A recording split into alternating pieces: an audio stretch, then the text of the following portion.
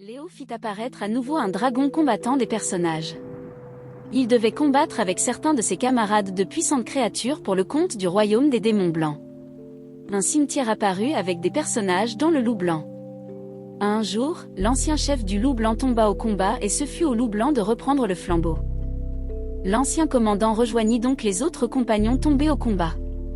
Bien d'autres subirent le même destin.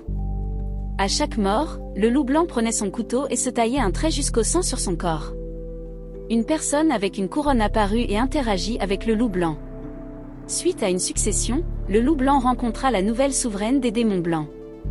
Ils firent connaissance, celle-ci se prit au cours du temps d'affection pour le loup en essayant d'en apprendre plus sur ce groupe armé maltraité.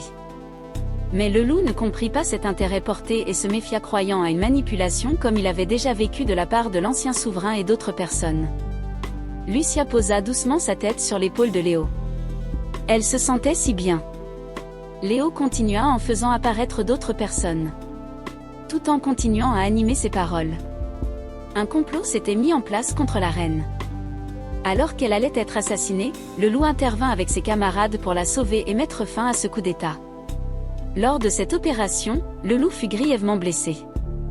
La reine veilla en personne sur lui jusqu'à son rétablissement.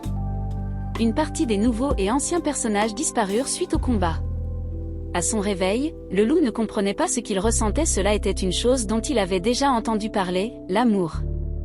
Pensant être devenu fou, il repartit avec ses camarades à la fin de sa convalescence dans leur domaine et se sans en parler à la reine. Léo fit apparaître un cimetière.